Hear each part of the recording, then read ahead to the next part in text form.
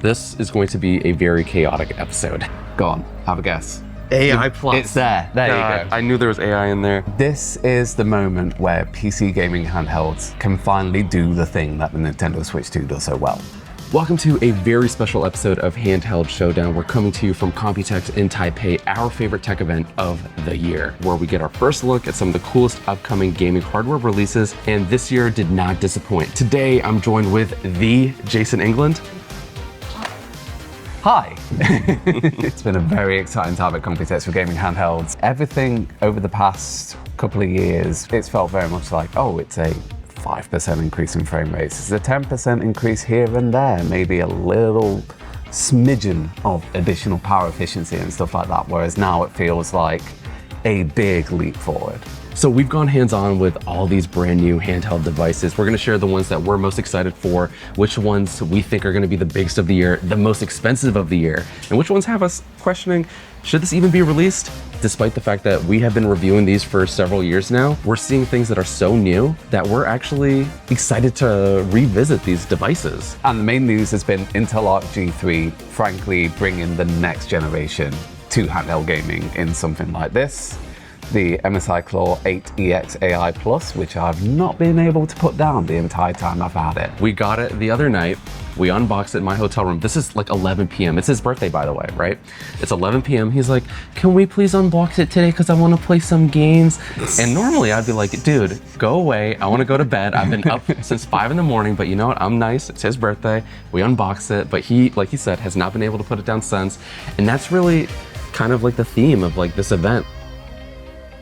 So you know which handheld I actually found most surprising that we saw? Which one was that? It was the ASUS ROG XBOX Ally X20. There's been 19 other ROG Xbox Ally X's. It's actually, it's like, you know, it's for their special 20th anniversary of the ROG brand. And it actually does bring some pretty cool updates. I'm not gonna say upgrades really. It feels like the Xbox Ally XS. You know what I mean? Yeah, it's more quality of life stuff. You've got the new OLED display in there. You've got the D-pad that can either be 4-way or 8-way just by rotating it. And then it's also fully translucent. So as somebody who likes transparent tech, I'm a bit of a nerd like that. Just to get to see all the heat pipes and everything running in the back of it is pretty sick with the gold accents. So when we posted our first hands-on, a lot of you were very excited about the new device, especially with the green Xbox button. But you know what a lot of people said? It's like, why wasn't this the original Xbox Ally X? A lot of people also said, hey, I just picked one up.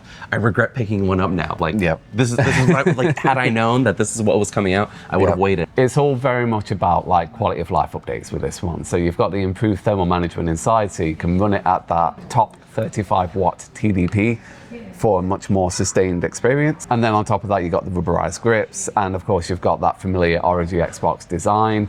So it's one of the more comfortable handhelds as well. I didn't notice the difference until I like looked at like an older ROG Xbox Ally, is the screen size. It's gone slightly bigger, hasn't it? Yeah, so like from 7 inches to 7.4. So even though the device looks like it's the same size, the bezels are smaller. And that's how they've squeezed in that larger display. Yeah. And so at first you're not gonna really notice or appreciate the extra 0.4 inches. I'm not saying that's not a lot, guys.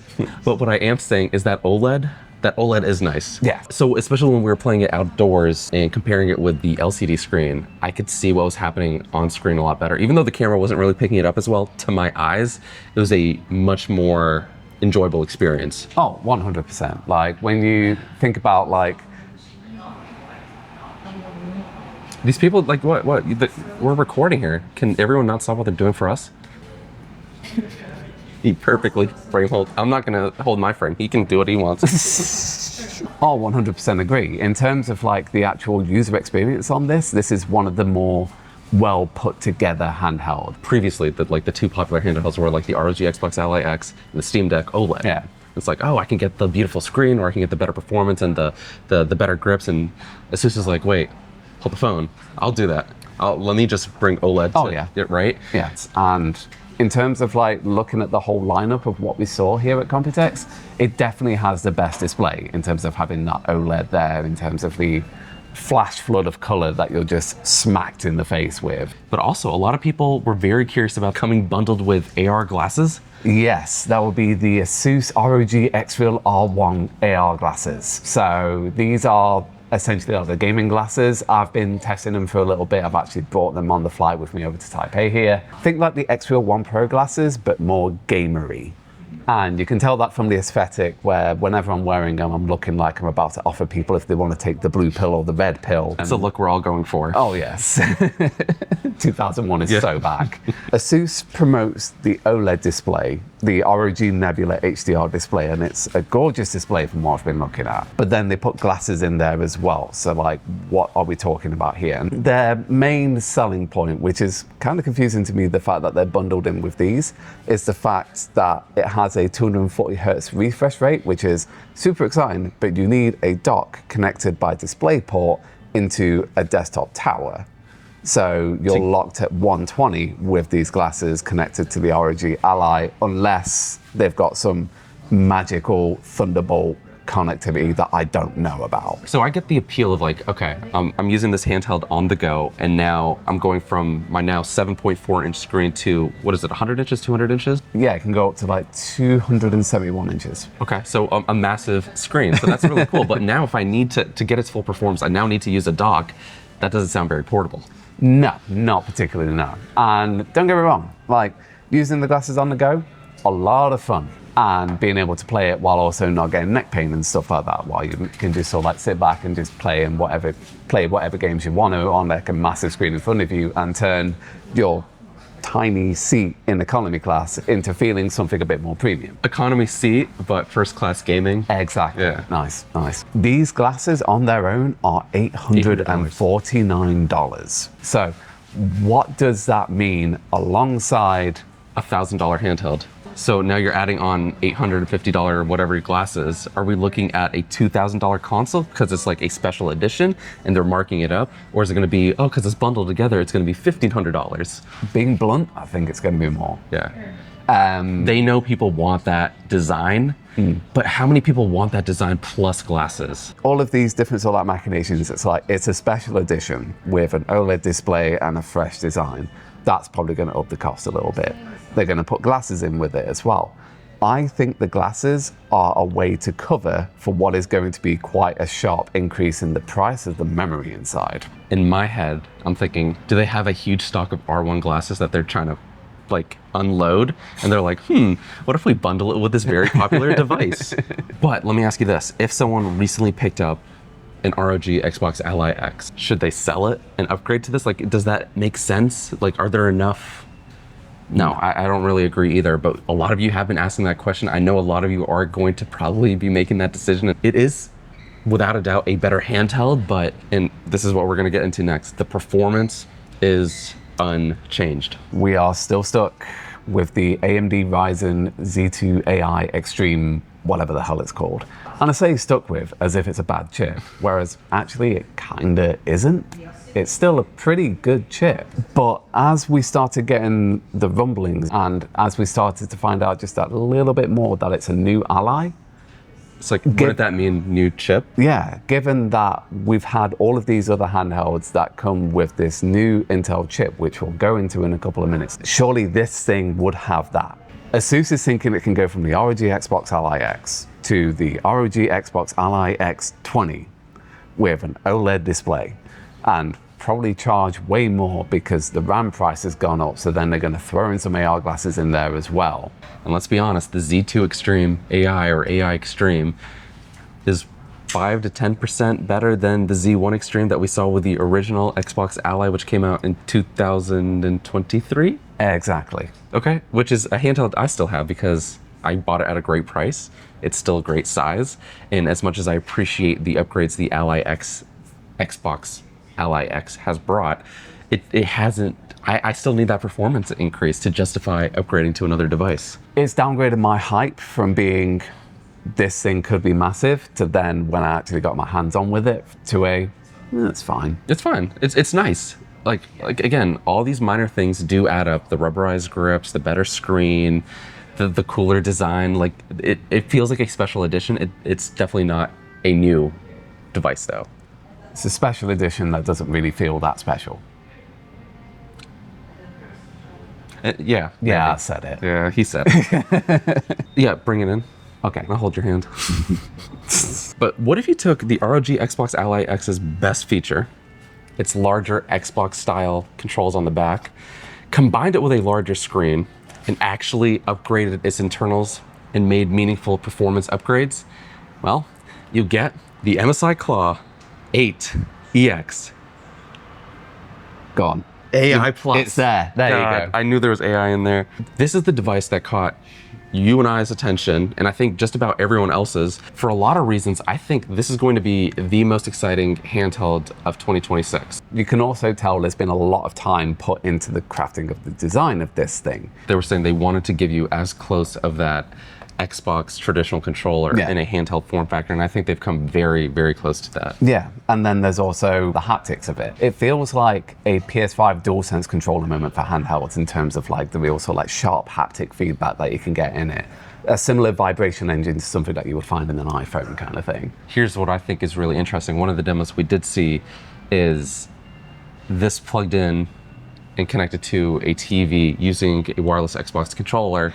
And using this as your home console as well. Obviously, this isn't going to be to the level of like a Series X, but with all the improvements of the G3 Extreme. It is an actual generational leap over what we've been used to so far. Pause it. I'm keeping that in. Intel claims a 42% improved frame rate over the Ryzen Z2 AI Extreme, and these are running at the same wattages. Probably the most shockingly impressive claim for me. This thing is capable of the same frame rates, the same frames per second of the Ryzen Z2 AI Extreme handhelds at half the power. That to me is the biggest breakthrough that I don't think people are really talking about. They're all going in like, oh, it's got faster frames and everything, and that's great, but also... Because one of the main reasons you want to get one of these, right, is to play it on the go. Yeah. Usually when you're playing it on the go, you're playing it on its battery. Yeah, you always have to get like strategic of like whenever you play on your handheld in like 30 minutes here, 30 minutes there. Yeah, exactly. And then like for me, my handheld's not exactly that handheld anymore because the Steam Deck battery is just completely cooked. I got mine in 2022. So I have a big ass battery pack that I carry in my backpack. And one of these silver bullets that Intel uses to get to this point is what they call XeSS 3. It's resolution scaling that can use the GPU to render a much lower resolution of the game and then blow it all the way up to the full 1200p. And then there's also multi-frame generation as well, which is the GPU will render 2 frames, and then the AI bit in the middle will just predict 3 of them. And then that gives you the smoother frame rate and things like that. That's all well and good, but what does that actually mean for gaming on one of these? So for context, when I went to the MSI demo, I got to play 3 games. I got to play F125, I got to play Battlefield 6, and I got to play Hogwarts Legacy. And we got to like manipulate them in particular ways and stuff, but as you always get with these demos, it's very much like, okay, these are the games we want you to play. Yes. These are the ones that have been optimized, right? Like that's going to be their best case scenario. To kind of give you some frame rates in this realm, Battlefield 6 at 1200p high with XeSS 3 resolution scaling set to performance, but with no frame gen, you're looking at around 65 frames per second, which is pretty impressive. If you go for something a little bit more optimized, so thinking F125 on like medium to low settings, you can easily break the 180 frames barrier, which is beyond anything I've ever seen anything from an AMD handheld do. The big question right with this device, right? Sounds good. When are we getting it? How much is it going to cost? MSI told us they're targeting to release this June 23rd, I think, and they said they're targeting $1,500, but where I'm a little bit confused. Have you seen the Best Buy pre-orders open up? I have indeed. I think it was something like $1,700, $1,699. This is the big sort of like pin to the balloon of hype that we've been seeing around here, which is getting dangerously expensive. We're well into like mid to high end gaming laptop territory right now. They are fully aware of the challenges of Ramageddon, Rampocalypse. You can see that in a lot of device pricing, and also if you go around the show floor and start asking people, oh yeah, how much this thing is going to cost? Stop asking about it. Okay, we kind of teased to it already, but there is a new player in the handheld scene with Acer. They've been very much like the bridesmaid, never the bride. when it's come to like other companies doing it. It's always been dominated by MSI, Asus, Lenovo. But their comeback tour is back on with the Predator Atlas 8 because they are stuffing Arc G3 and Arc G3 Extreme in here. And also, you may look at the spec sheets and see like 24 gigs of RAM. That's a little bit less than the Claw 8 EXAI+. That was the first thing I noticed. Like, so in terms of similarities and differences, it's a little bit more of that more traditional handheld design that we've seen for a while. You don't have like the deeper grooves here. It's more of a uniform body. You also still have the 8-inch display, but like you said, only 24 gigabytes of RAM. So do you think that could be problematic, or could they use that to their advantage? I believe they could. I mean, let's go through like the ergonomics that you were talking about there, which completely agree with you. Like, there's definitely something that feels a little bit nicer about this thing. Like, the buttons here feel quite a bit more tactile, whereas when I was trying the Atlas 8, you kind of feel like the face buttons are a little bit spongier in a way. It does have two-stop triggers though, sorry, which you can change from either going like full analog to just being like a simple tap, which is really good in like either going from racing games or shooters and things like that. And as you were saying, there isn't really as much of a hand grip around it compared to the much more pronounced grips on the side of this thing here. None of that may matter because they're putting less RAM in it, which ultimately I don't think that's going to impact performance massively.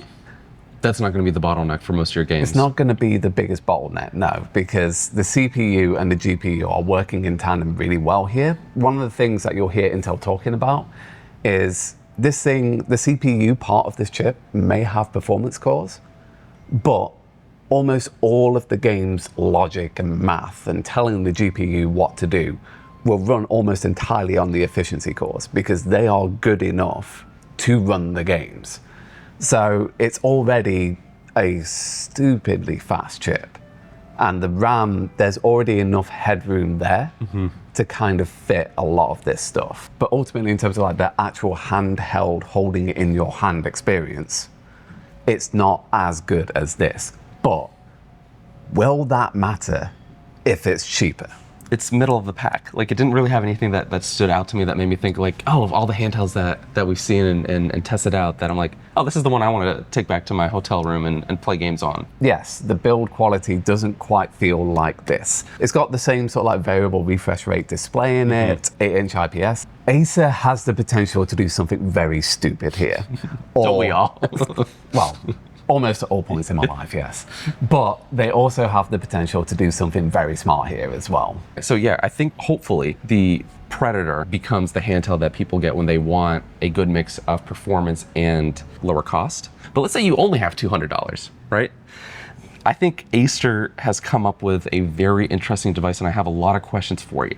Okay. I got to see the Acer Blaze Link, and at first I thought, oh, this is kind of their answer to the Logitech G Cloud. This is basically a shell of a device that requires a host PC, which runs the games. So you have your powerful gaming laptop or your gaming PC that runs the games and then streaming it to this device. So it's like the PS Portal of PC games. And honestly, given that we have devices like the Logitech G Cloud, given that, you know, your iPad, your phone can cloud stream games, or you can use Steam Link and play your games from your PC to those devices, I don't know why this device exists. This and something like the PlayStation Portal before it got its cloud gaming update were only useful for one key thing, which is playing games while your wife watches Bake Off on the main TV. Shout out to Kim. But the main issue is your PC needs to be always on. Hell, like, I do use Steam Link on my Steam Deck to like play stuff when I'm on the couch and I don't want to walk the 5 feet to my PC to like sit down and play. And the main difficulty with that is it's such a specific use case that a lot of people just don't have. Streaming your games from a PC is also going to have other issues, right? Like latency. This is a Wi-Fi 6 device. It's not even Wi-Fi 6E, right? So you're very much dependent on a stable internet connection and your proximity to a router. If you are doing this whole like cloud streaming from your PC thing, if you are at home next to your PC or your PS5 or your Portal, it's fine. But you know this whole like use case scenario that they talk about where it's like, oh, so long as you're on a Wi-Fi network anywhere in the world, you can connect to it just fine. That sucks ass. Don't do that. When you were testing it out, I heard that the latency was terrible. No, it wasn't. Okay, by terrible you mean the game didn't even open. And I'll give it a bit of a pass in that, like, you know, we were on the convention floor Wi-Fi, but I think maybe just early software, the convention floor Wi-Fi, maybe all that mixed together. No, we couldn't even get the game to run at all. But imagine you have this device and that happens to you. You're ready, you just got off work, you just got back from school, you're ready to get into your game, and now you have to do a bunch of troubleshooting. That doesn't seem to me like the seamless experience that they're going after. And again, the thing that still I can't wrap my head around is like, if we have already had devices like the PS Portal bring dedicated cloud gaming as well there, is this device just not strong enough, powerful enough to allow for local cloud streaming without the reliance of a host device? It's a baffling decision. Holding it in your hands wise, in terms of like button pressing and stuff like that, when it got all felt kind of it just pretty felt a bit, cheap. yeah. Which would again be forgivable if they could hit a good price point, but I wouldn't be surprised if this thing came out and it was at least $150, which at that point, you know, I would highly recommend spending the extra cash and trying to get a used or older like ROG Ally. Well, I mean, at that point, like that can easily get you 6-7 months of GeForce now. So why get the device to do it when you could just get the thing straight away? Okay, so for right now, it feels like Intel has kind of won the gaming handheld Computex show. Yeah, right? This is only the start. G3 Extreme is coming to a lot more devices that we are excited to hopefully test once they do release. But what does that mean largely for the other players? AMD, I know NVIDIA has some kind of interesting new release. So let's start with AMD, because they have a massive catch-up game to do now. I think it's no secret that we'll get a Z3 Extreme at some point. When? Nothing's been confirmed or anything, and I don't know where it'll come down the line, like give or take a new data center CPU or two. AMD's probably a bit busy with the bit that makes them more money than this. But that's not to say that gaming was their bread and butter. But one of the things that Intel has proven with XeSS 3 and multi-frame gen is that backwards compatibility is possible. So I don't know if you knew this, but on the old MSI Claw 8 AI Plus and the MSI Claw before that, with the Intel Core Ultra Series 1 in the old one and the Series 2 in this one, they can both do XeSS 3 and multi-frame generation now, because they've got that model working across all the systems. So it's proven to be possible, and older and technically on paper, weaker silicon than what AMD's been making. It's definitely possible on something like the Ryzen Z2 Extreme to get that AI trickery going. You think maybe they're just waiting to make sure they get it right? Exactly. They would be daft to not do so, given the fact that Intel's about to drink all of AMD's milkshake right now. But in more exciting news, yeah, let's get to the exciting stuff. So let's talk about like the super high prices of like what that could get you. And that's where NVIDIA's RTX Spark chip comes in. Obviously at the moment, it's just talking about laptops, and their main focus is to reinvent the PC. But there's that little line in their press release, and in my time testing it, that shows it has the same graphical capability as an RTX 5070, while also running at way lower wattages. So would this be something similar to, you know, when Apple first introduced the M series chips? Yes, this is their Apple Silicon moment in terms of bringing max power with impressive power efficiency to kind of balance them out as well into one ARM chip. That immediately got me thinking about handheld gaming, because this isn't NVIDIA's first rodeo to this. It shows that they have that capability, because it's like in the Nintendo Switch, it is an ARM chip with an NVIDIA GPU on it. Now NVIDIA's got their own thing that has a frankly monstrous graphics card on it. What would be the possibility of seeing something like that in a handheld? The answer came down to like 3 key things. One, their focus at the moment is on reinventing the PC and doing all of their agentic AI stuff, however you feel about that. Number 2 is all of the ARM compatibility things that they have to work through at the moment. So Qualcomm's been having this problem with their Snapdragon X Elite laptops where they have an emulation layer that can run apps that are built for like Intel and AMD chips. It can run it just fine. It just makes that laptop way less power efficient.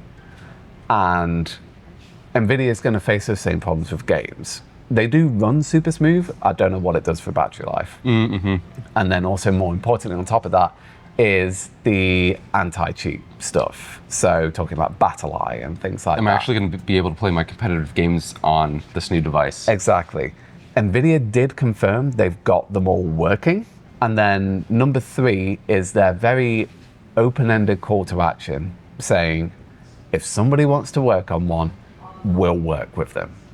Now, do I think there's going to be an MSI Claw RTX Spark? No, because it's going to be $5,000. Do I think that smaller companies, think like a 1X player or something like that, we did see one of them, decides to do the crazy thing and put that chip in there? That's where my mind was going. I'd say there's a strong possibility of that. That's probably a good place to leave it, because we have probably seen one of the most exciting years in handhelds, not just in the handhelds that we are hand holding right now. We know that there is a lot more in the tank. Yeah. Right? I think that's a good way to put it. Exactly. And again, that's why we are super excited by this year's Computex and this year's handheld releases, but we want to know what you guys think. What handheld are you most excited to get your hands on? And maybe more importantly, how much are you actually willing to pay for a gaming handheld like this? Go ahead and let us know in the comments. Thanks for watching, and until the next one, we'll catch you later. I gotta go play more games. Bye! If you want to know the best part of Computex. Socks and flops, boy! Bye.